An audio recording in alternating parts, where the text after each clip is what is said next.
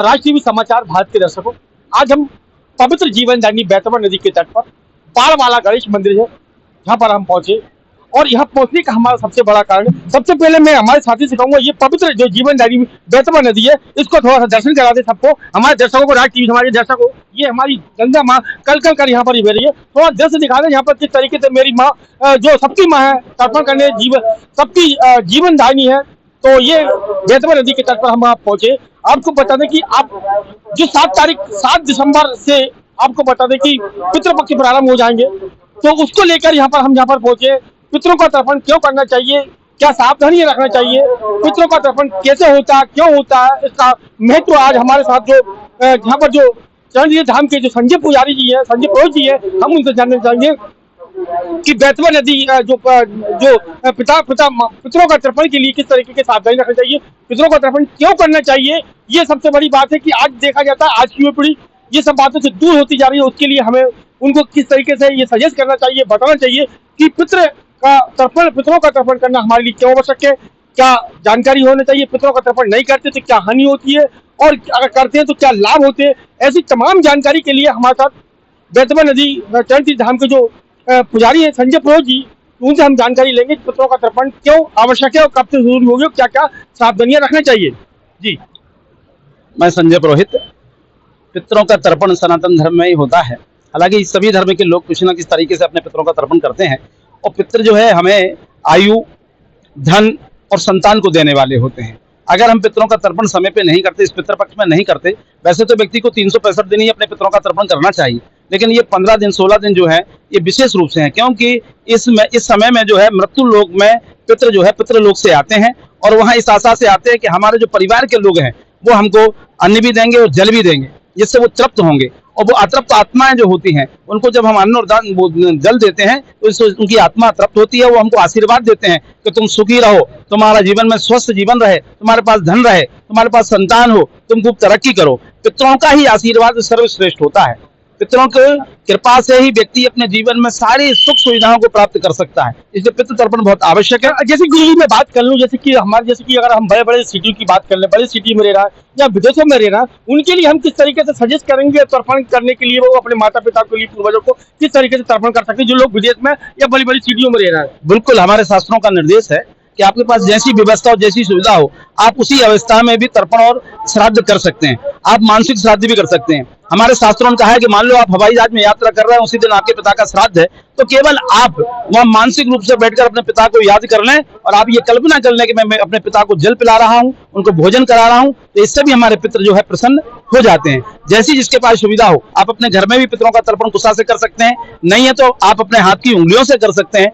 और आपके पास अगर धन नहीं है तो आप जो आपके पास है, आप मानसिक रूप से भी पिता को याद करके भी श्राद्ध और तर्पण कर सकते हैं, उसको भी हमारे पितृ स्वीकार कर लेते हैं। वो इतने सहज और इतने सरल होते हैं कि अपने संतान के प्रति उनका सदैव आशीर्वाद रहता है। तो जी एक बड़ा सवाल खड़ा होता है यहाँ पर कि जैसे कि अगर हम बात कर ली जाए कि जैसे कि हमारे जो पूर्वज हैं, माता है, पिता है, हमारे दादा है, दादी है, काका है, काकी, नानी है, तो ये तो हम लोग आपको एक बहुत बढ़िया सजेस्ट देते हैं कि उनका तर्पण हमें करना चाहिए। लेकिन देखा जाता है कि हमसे जुड़े हमारे परिवार से कुछ जो लोग ऐसे लोग लगाव होता है, जैसे कि गाय की बात कर ले, कुत्ते की बात कर ले, बिल्ली की बात कर ले, ऐसे जो जानवर है, पशु है, पक्षी है, जीव जंतु है, उनके लिए भी हमें किस तरीके का एक ऐसा कर विचार आता मन में, मेरे विचार मन में आया, क्योंकि जो कहीं ना कहीं हमारे बीच में जो जानवर रहते हैं या पशु पक्षी रहते हैं, जीव जंतु रहते हैं, वो भी हमारे करीब रहते हैं कहीं ना, तो उनके लिए हम किस तरीके से लोगों को बता सकते हैं कि आप उनके लिए भी इसमें थोड़ा सा सहयोग कर सकते हैं। देखिए, अगर आप किसी जीव से बहुत प्रेम रखते हैं, आपकी गाय से, आपके कुत्ते से, आपके बिल्ली से, या कोई भी जीव आपने पाल रखा और वो भी अगर मृत्यु को प्राप्त हो जाता है, तो हमारे शास्त्रों में स्पष्ट निर्देश है कि हम उनका भी तर्पण कर सकते हैं। हम यक्षों का, नागों का, गंधर्वों का, राक्षसों का, पापियों का, किसी का भी तर्पण कर सकते हैं। हम अपने मित्र का तर्पण कर सकते हैं। और ऐसा शास्त्रों ने कई बार कहा कि भाई बड़ा बेटा ही करेगा, ऐसा नहीं है। परिवार का प्रत्येक व्यक्ति अपने माता पिता का श्राद्ध और तर्पण करने का अधिकारी होता है। ऐसे में जीवों के प्रति भी दया का भाव रखते हुए हम उनके नाम से भी तर्पण कर सकते हैं। हम कुत्ता के नाम का ग्रास निकालते हैं, हम गैया के नाम का ग्रास निकालते हैं, हम कीट पतंगों के नाम का ग्रास निकालते हैं, हम कोई अतिथि हमारे यहाँ जाए उसके नाम का भी हम भोजन निकालते हैं।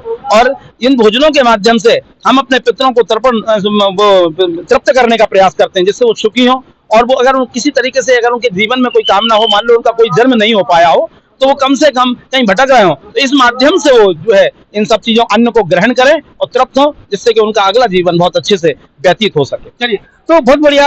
आपने सुना हो कि हमारे साथ जो चरण तीर्थ धाम के जो महंत जी हैं, पुरोहित जी है, संजय पुरोहित जी, वो जुड़े हुए थे। उन्होंने बताया कि किस तरीके से हमें पितरों का तर्पण करना चाहिए। इसी क्रम में हम आपको बता रहे हैं कि हमारे साथ रघुनाथ जी मंदिर जो करीब मोहल्ला में है, उनके जो पुजारी हैं नारायण प्रसाद, मैं उनसे भी इस विषय पर चर्चा करूंगा कि जो पितरों का तर्पण के बारे में वो क्या हमारे दर्शकों को और हमारी जो पीढ़ी है उसको बताने का कार्य करेंगे। तो हमारे साथ अब नारायण प्रसाद जी है जो रघुनाथ जी मंदिर के पुजारी है जी।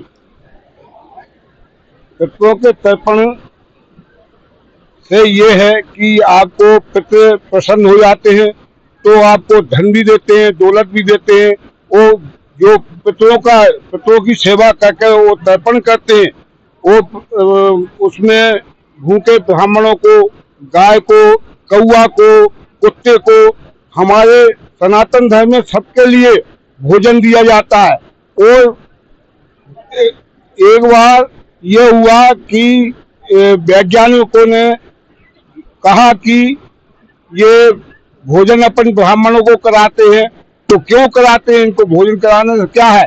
जब एक को 15 दिन भोजन कराया, एक वैसे ही भोजन कराया 15 दिन, और एक को श्राद्ध के हिसाब से भोजन कराया, तो पहले दोनों का वजन तोला गया। तो जो पंडित जी को भोजन कराया गया था 15 दिन, तो पंडित जी का वजन नहीं बढ़ा, जिसको दूसरे को भोजन कराया था उसका वजन बढ़ा।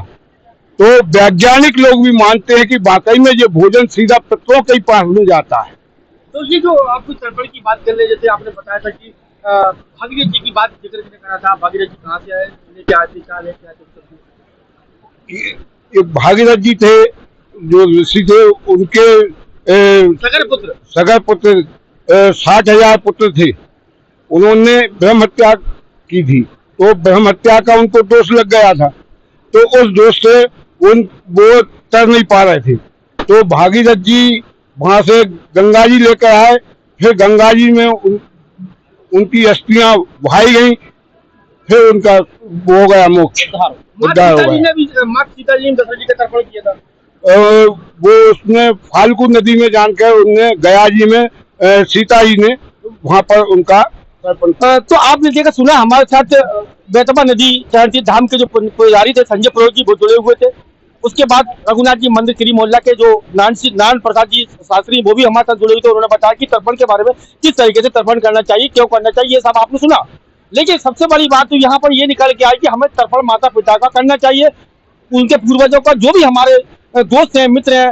और यहाँ तक कि संजय पुरोहित जी बताते हैं कि आप अगर अपने साथ मित्र है या अपना कोई भी साथी ऐसा है जो पापी भी हो गया, उसका भी आप तर्पण कर सकते हो। तो जब नारायण प्रसाद जी से हमारी चर्चा होती है तो वो बताते हैं कि भागीरथ जी जो सगर पुत्र थे, सगर पुत्र के 60,000 पुत्र थे, उनको ब्रह्म दोष लगा हुआ था। उसी को लेकर जहाँ पर जो भागीरथ उनके जो पुत्र थे भागीरथ जी, वो गंगा कई बार उन्होंने तपस्या की। पहले उन्होंने गंगा माँ की तपस्या की, गंगा माँ के बाद तपस्या करने के बाद शंकर भगवान की तपस्या की थी। शंकर भगवान के द्वारा उनके जटाओं से जब वो गंगा आती है और धरती पर आती है, जहाँ गंगा माँ जाते, जहाँ भागीरथ जी जाते हैं, वहाँ गंगा मैया उनके पीछे पीछे चलती है। तो ये बहुत बड़ी एक तर्पण को लेकर बहुत बड़ा एक रहस्य है। उसी के बाद अगर हम बात कर ले, माँ सीता जी ने के द्वारा भी, जो माँ सीता जी थी उनके द्वारा भी उनके श्री रामचंद्र जी के पिता दशरथ जी का भी तर्पण किया गया था।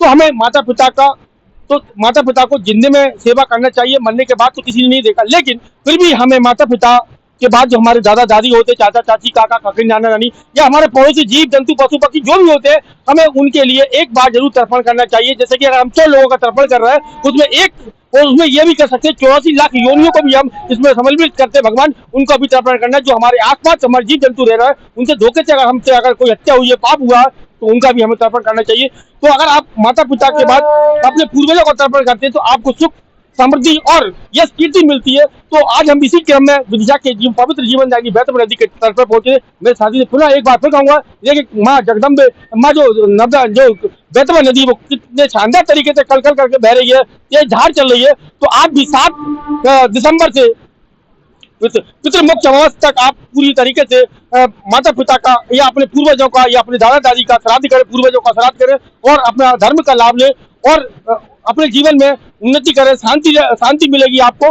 तो आप 7 दिसंबर को पवित्र नदी में या घर पर भी बैठकर भी जिस जिस स्थिति में भी आप हो उस स्थिति में माता पिता या अपने पूर्वजों का तर्पण करें। मानसिक रूप से भी तर्पण कर सकते हैं आप, एक लोटे जल से ही तर्पण कर सकते हैं और जो आपकी इच्छा अनुसार है, सामर्थ्य अनुसार उस तरीके से आप तर्पण कर सकते हैं। तो ये थी हमारी विदिशा से राज टीवी समाचार भारत के लिए पितरों के तर्पण को लेकर विशेष खबर। मैं विदिशा से राज टीवी समाचार भारत के लिए कमल रेखवार।